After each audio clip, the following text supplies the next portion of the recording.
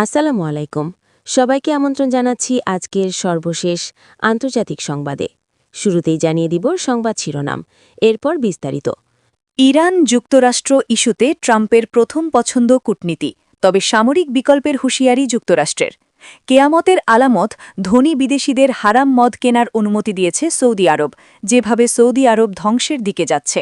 জানিয়ে দিব, শান্তি ও আলোচনার মধ্যেই আবারও বন্দি বিনিময় করল রাশিয়া ও ইউক্রেন। ডোনাল্ড ট্রাম্পকে নিয়ে অপমানজনক মন্তব্য করেছেন পোল্যান্ডের স্পিকারের সঙ্গে যোগাযোগ ছিন্ন করল যুক্তরাষ্ট্র। বিস্তারিত জানতে পুরো ভিডিও দেখুন। প্রিয় দর্শক, এতক্ষণ শুনছিলেন সংবাদ শিরোনাম, এখন শুনবেন বিস্তারিত। তবে তার আগে আপনাদের কাছে একটি ছোট্ট রিকোয়েস্ট থাকবে। নিয়মিত বিশ্বের সকল আপডেট সংবাদ সবার আগে সবসময় পেতে চ্যানেলটি সাবস্ক্রাইব করুন। ইরান যুক্তরাষ্ট্র ইস্যুতে ট্রাম্পের প্রথম পছন্দ কূটনীতি, তবে সামরিক বিকল্পের হুঁশিয়ারি যুক্তরাষ্ট্রের। ইরানের সঙ্গে সম্পর্কের ক্ষেত্রে প্রেসিডেন্ট ডোনাল্ড ট্রাম্পের প্রথম পছন্দ কূটনীতি, তবে আলোচনায় সমঝোতা না হলে তার হাতে সামরিক বিকল্প রয়েছে বলে সতর্ক করেছে হোয়াইট হাউস। ব্রিটিশ বার্তা সংস্থা রয়টার্স এ খবর জানিয়েছে। বৃহস্পতিবার হোয়াইট হাউস জানিয়েছে, আসন্ন আলোচনায় কোনো সমঝোতা সম্ভব কিনা তা দেখার জন্য অপেক্ষা করবেন প্রেসিডেন্ট ট্রাম্প। হোয়াইট হাউসের মুখপাত্রা ক্যারোলিন লেভিট বলেছেন, বিশ্বের যে কোনো দেশ, মিত্র হোক বা প্রতিপক্ষ, সব ক্ষেত্রেই প্রেসিডেন্টের প্রথম পছন্দ কূটনীতি। তবে তিনি জোর দিয়ে বলেছেন, ইরানের ক্ষেত্রে ট্রাম্প শূন্য পারমাণবিক সক্ষমতা চান।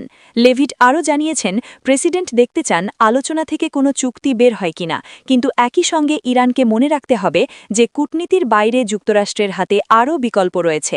আলোচনার এজেন্ডা নিয়ে দুই পক্ষের মধ্যে মতপার্থক্য থাকলেও বৈঠকটি অনুষ্ঠিত হচ্ছে।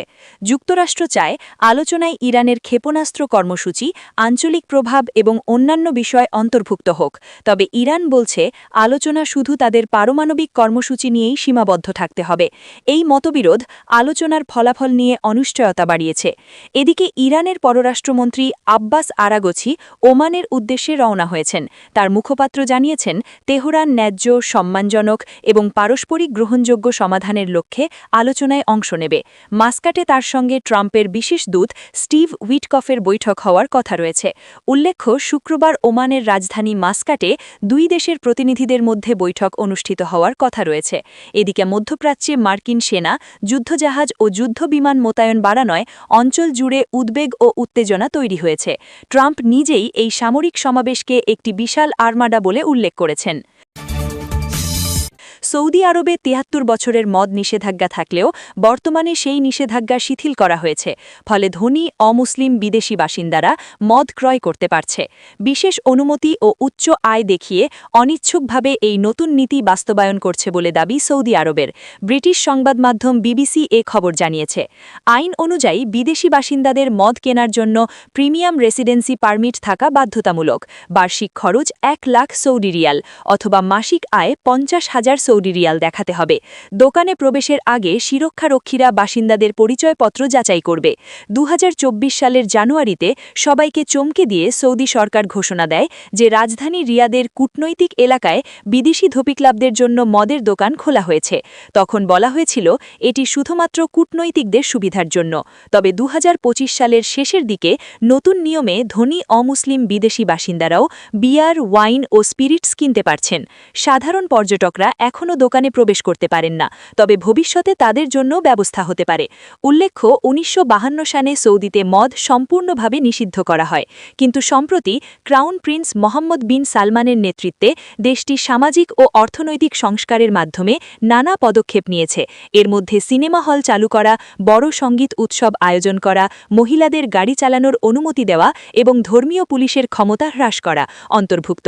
এসব পদক্ষেপের মাধ্যমে সৌদি আরব নিজেকে আরও মধ্যপন্থী এবং বিনিয়োগ বান্ধব দেশ হিসেবে উপস্থাপন করছে। সমালোচকরা বলছেন, এই পরিবর্তনগুলো দেশের আন্তর্জাতিক চিত্র উন্নত করতে এবং বৈদেশিক বিনিয়োগ আকর্ষণ করতে গুরুত্বপূর্ণ ভূমিকা রাখবে। যুক্তরাষ্ট্রের মধ্যস্থতায় শান্তি আলোচনায় অগ্রগতি না হলেও ইউক্রেন ও রাশিয়া আবারও বন্দি বিনিময় করেছে। বৃহস্পতিবার ৬ ফেব্রুয়ারি উভয় দেশই ১৫৭ জন করে বন্দীকে মুক্তি করেছেন। তাদের মধ্যে সামরিক বাহিনীর সদস্য ছাড়াও সাধারণ নাগরিকরাও রয়েছেন। ব্রিটিশ সংবাদ মাধ্যম বিবিসি এ খবর জানিয়েছে। ইউক্রেনের প্রেসিডেন্ট ভলোদিমির জেলেন্সকি সামাজিক যোগাযোগ মাধ্যমে জানিয়েছেন, দীর্ঘ বিরতির পর বন্দি বিনিময় সম্ভব হয়েছে। তিনি বলেছেন, এতে ১৫৭ জন ইউক্রেনীয় দেশে ফিরে এসেছেন, যাদের মধ্যে সশস্ত্র বাহিনী, ন্যাশনাল গার্ড, সীমান্তরক্ষী বাহিনীর সদস্য ও সাধারণ নাগরিকরাও রয়েছেন। তাদের বেশিরভাগই ২০২২ সাল থেকে বন্দি দশায় ছিলেন। ইউক্রেনীয় কর্মকর্তাদের মতে ১৩৯ জন বন্দি ২০২২ সাল থেকে রাশিয়ার কর্তৃত্বে ছিলেন। অন্যদিকে রাশিয়ার প্রতিরক্ষা মন্ত্রক জানিয়েছে, ইউক্রেন ১৫৭ জন রাশিয়ান সৈন্য ফেরত দিয়েছে। পাশাপাশি পশ্চিম কুর্স্ক অঞ্চলের ৩ জন রাশিয়ান বেসামরিক নাগরিকও হস্তান্তর করা হয়েছে, যারা ২০২৪-২৫ সালের ইউক্রেনের অভিযানের সময় আটক ছিলেন। উল্লেখ্য, সম্প্রতি যুক্তরাষ্ট্রের মধ্যস্থতায় সংযুক্ত আরব আমিরাতে মস্কো ও ইউক্রেনের মধ্যে দ্বিতীয় দফা আলোচনা হয়েছে। বৈঠকে নেতৃত্ব দেন বিশেষ দূত স্টিভ উইটকফ ও ট্রাম্পের জামাতা জারেড কুশনার। আলোচনার মূল ইস্যু ছিল ইউক্রেন কতটা ভূখণ্ড ছাড় দেবে এবং ভবিষ্যৎ রুশ হামলা প্রতিরোধে কী ধরনের নিরাপত্তা নিশ্চয়তা দেওয়া হবে। ট্রাম্পকে নিয়ে অপমানজনক মন্তব্য, পোল্যান্ডের স্পিকারের সঙ্গে যোগাযোগ ছিন্ন করল যুক্তরাষ্ট্র। পোল্যান্ডের পার্লামেন্ট স্পিকার ভলজিমিয়ার চার্জাস্থির সঙ্গে যোগাযোগ ছিন্ন করার ঘোষণা দিয়েছেন ওয়ার্সো নিযুক্ত মার্কিন রাষ্ট্রদূত টম রোজ। চার্জাস্থি মার্কিন প্রেসিডেন্ট ডোনাল্ড ট্রাম্পকে অপমান করেছেন এমন অভিযোগ এনে গতকাল বৃহস্পতিবার এ ঘোষণা দেন। চার্জাস্থি গত মঙ্গলবার ট্রাম্পের নীতির সমালোচনা করেছিলেন এবং মার্কিন প্রেসিডেন্টের নোবেল পুরস্কার পাওয়ার চেষ্টাকে সমর্থন দিতে অস্বীকৃতি জানিয়েছিলেন। চার্জাস্থি বলেন, তিনি মার্কিন প্রেসিডেন্টকে নোবেল পুরস্কার পাওয়ার চেষ্টাকে সমর্থন করবেন না।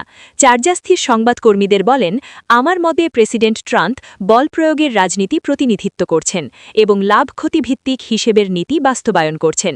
এর মধ্যে দিয়ে তিনি এই সব সংস্থার পরিস্থিতি অস্থিতিশীল করছেন। পোল্যান্ডের স্পিকার আরও বলেন, এই সব কিছুর মানে দাঁড়াচ্ছে, আমি প্রেসিডেন্ট ট্রাম্পের নোবেল পুরস্কারের নমিনেশনকে সমর্থন করব না, কারণ তিনি তা পাওয়ার যোগ্য নন। চার্জাস্থি পোল্যান্ডের বর্তমান সরকারে থাকা জোট দ্য লেফটের নেতা। চার্জাস্থির বক্তব্যে গতকাল বৃহস্পতিবার ক্ষিপ্ত প্রতিক্রিয়া জানান মার্কিন রাষ্ট্রদূত রোজ। তিনি বলেন, ওয়াশিংটন চার্জাস্থির সঙ্গে আর কোনো লেনদেন, যোগাযোগ বা কথাবার্তা চালাবেন না। এই সিদ্ধান্ত তাৎক্ষণিকভাবে কার্যকর হবে। এক্সে দেওয়া একটি পোস্টে রাষ্ট্রদূত লেখেন, চার্জাস্থি বিনা উস্কানিতে ও ক্ষিপ্ত হয়ে ট্রাম্পকে নিয়ে যে অপমানজনক মন্তব্য করেছেন, তা প্রধানমন্ত্রী টাস্ক ও তার সরকারের সঙ্গে আমাদের চমৎকার সম্পর্ক এগিয়ে নিয়ে যাওয়ার ক্ষেত্রে বড় অন্তরায় হয়ে দাঁড়িয়েছে। রাষ্ট্রদূত আরও লেখেন, আমরা কাউকে যুক্তরাষ্ট্র পোল্যান্ড সম্পর্ক ক্ষতিগ্রস্ত হতে দেব না। যে মানুষটি পোল্যান্ড ও পোলিশ মানুষের জন্য এত কিছু করেছেন, তারও অসম্মান হতে দেব না। প্রিয় দর্শক, এতক্ষণ শুনছিলেন বিশ্বের সর্বশেষ গুরুত্বপূর্ণ আপডেট সংবাদ। ভিডিওটি ভালো লাগলে একটি লাইক করুন, কমেন্ট করে জানান আপনার মতামত, শেয়ার করে আপনার বন্ধুদের মাঝে ছড়িয়ে দিন। নিয়মিত আমাদের এই চ্যানেল থেকে বিশ্বের সকল আপডেট সংবাদ সবার আগে সবসময় পেতে চ্যানেলটি সাবস্ক্রাইব করে আমাদের সাথেই থাকবেন।